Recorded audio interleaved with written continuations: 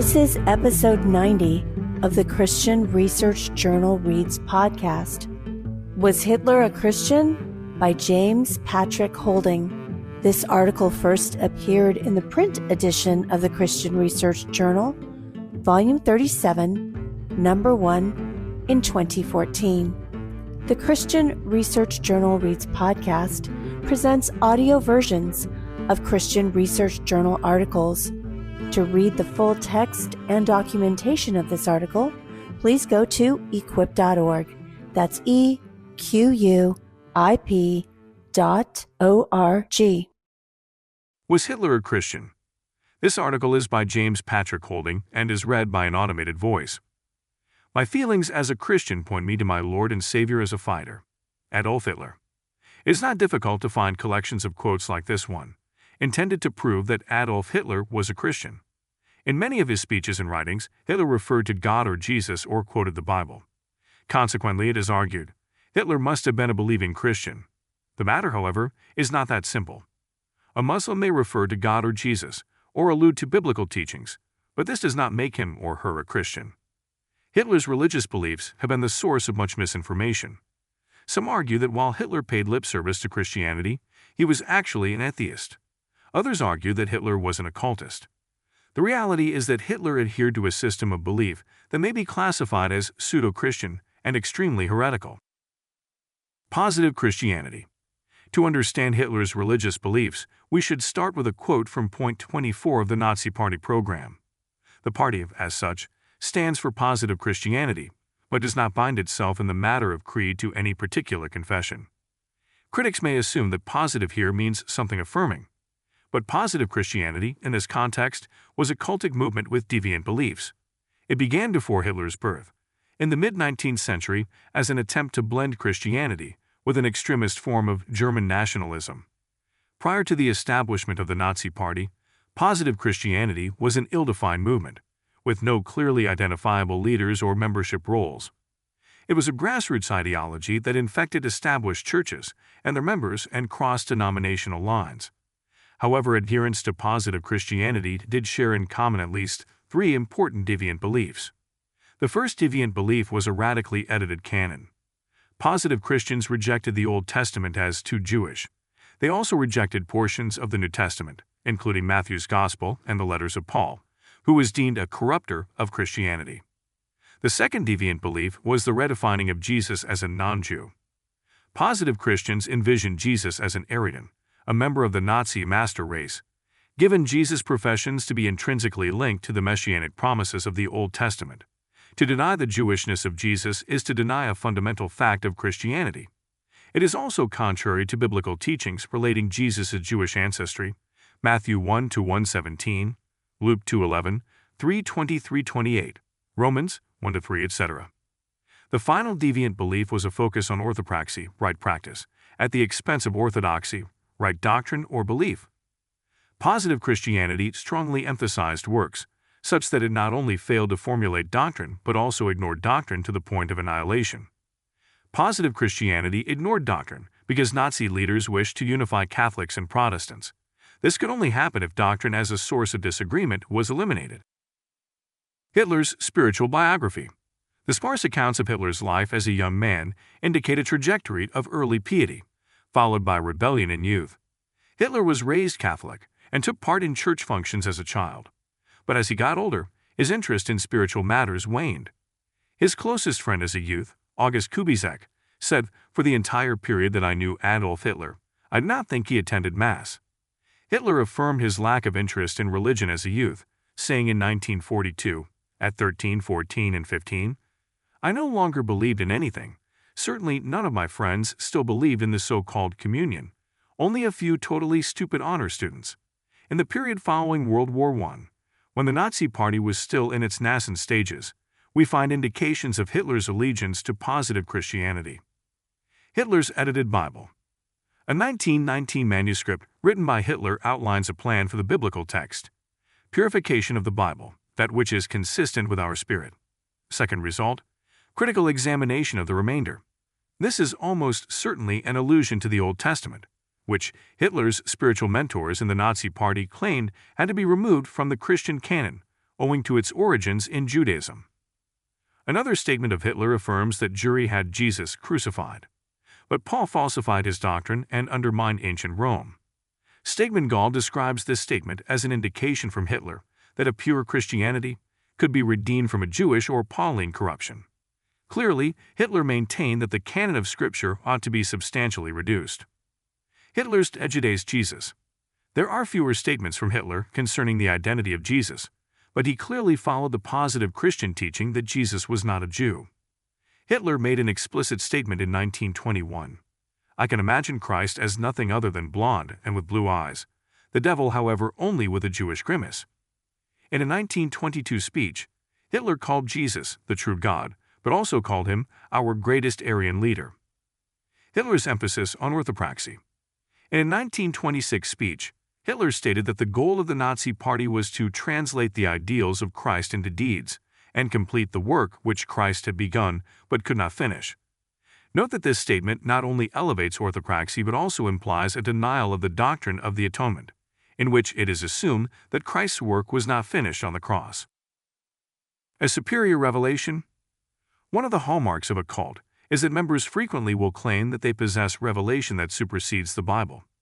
Joseph Smith, for example, claimed that when he asked God which church to join, he was told that he should join none of them, for they were all wrong. This effectively divides Mormonism from mainstream Christianity. Hitler made similar statements that distanced positive Christianity from the mainstream. In a private meeting, Hitler stated, "We are the first to exhume these teachings. Through us alone, and not until now, do these teachings celebrate their resurrection." Hitler thus declared that the true message of Christianity was to be found only with Nazism, and where the churches have failed in their mission to instill Christian ethic in secular society, his movement would take up the task. Hitler further affirmed his view of positive Christianity as true Christianity in an address on April 6, 1923, where he answered charges that the Nazis were anti-Christian. "We are characterized as anti-Christian by the party that most seriously threatens Christianity through its connection with Marxist atheism, the Catholic Center Party. We must once again raise up Christianity, but it must be warrior Christianity." Clearly, Hitler denied Orthodox Christianity and considered the heretical system of positive Christianity to be an effective substitute. Overstated occultism. Many Christian commentators believe that Adolf Hitler was involved in the occult. Credible evidence does not support this view. Hitler's friend Kubizek says that the young Hitler was absolutely skeptical of occultism, and nothing in Hitler's biography from that time on suggests that he ever changed his mind. So how is it that popular sources claim that Hitler was an occultist? Between 1960 and 1975, several books on Nazi occultism were published. Historian Nicholas Goodrich Clark describes these works in unflattering terms as sensational and under-researched, adding that inaccuracies and wild claims were repeated by each newcomer to the genre. One of the most popular is Trevor Ravenscroft's The Spear of Destiny, which spins a fantasy about a friend of Hitler's youth named Walter Steen. Steen reputedly tells of Hitler's obsession with this so-called Hofburg spear, which is alleged to have been used by a Roman centurion to pierce the side of Christ. It is unsurprising that no scholarly biographer of Hitler is aware of a Walter Steen in Hitler's background. Ravenscroft apparently made up the story based on supposed contact with Stein via a medium after his death. Unfortunately, even some otherwise credible Christian commentators accept Ravenscroft's testimony as reliable, including Erwin Lutzer, the pastor of Chicago's Moody Bible Church and author of Hitler's Cross, Moody Press, 2012. There are a few other arguments advanced by those who propose that Hitler was an occultist. One argument is that as a young man, Hitler read occult publications as well as books on Eastern religions, occultism, and yoga. Credible documentation of Hitler's interest in these subjects is sparse. Nevertheless, even if Hitler did read about these topics, it would mean little. Historians generally agree that for Hitler, the goal of reading was to find formulations and ideas that he could borrow to support his own preconceptions. Hitler's reading was so varied that his reading of books on the occult would merely reflect dabbling, rather than a sustained interest. Another argument is that Hitler was a member of the occult Thule Society, as were several other early Nazi figures such as Dietrich Eckart. This, however, is false, Eckhart and others were guests at Thule Society meetings, not members, and Hitler himself is never documented to have attended a meeting. A final claim we may consider is that Hitler chose the swastika, an occult symbol, to represent the Nazi Party. Although the swastika does have occult connections in some contexts, this is not the meaning that was assigned to it by Hitler.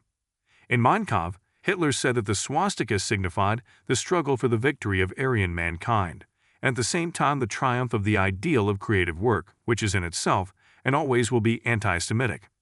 This meaning imputed to the swastika is sufficient explanation without invoking occultism. On Table Talk, a discussion of Hitler's views on Christianity would not be complete without reference to Table Talk, a record of dialogues by Hitler. Table Talk includes statements by Hitler that are overtly hostile to Christianity. But while Table Talk may contain some authentic reminiscences of Hitler, it should be treated with caution.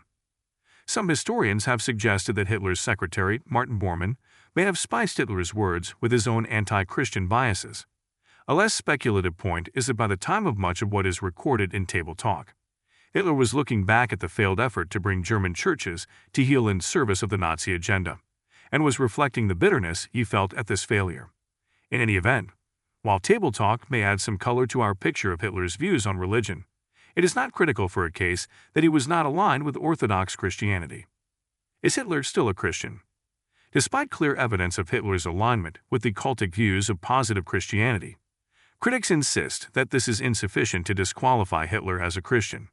It is argued that because Hitler self-identified as a Christian, we cannot disqualify him as a faithful believer.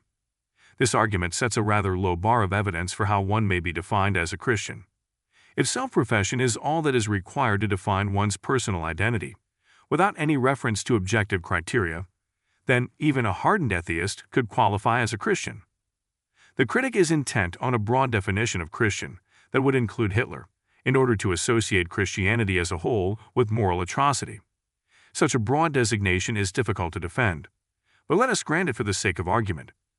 We may then point out that Hitler and his associates added the designation positive to separate themselves from others designated Christian. Why then use the broader designation of Christian rather than the more specific designation of positive Christian?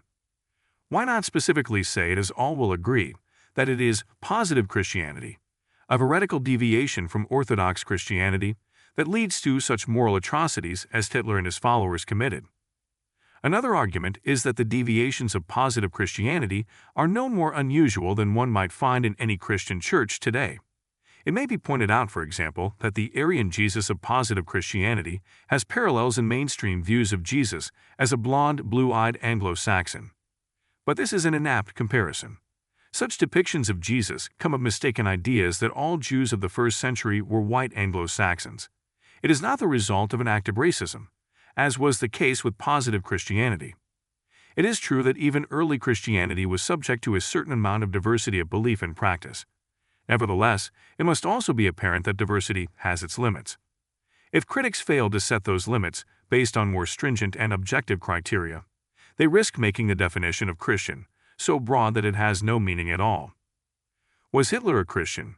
If the evidence is considered objectively, the answer must clearly be no.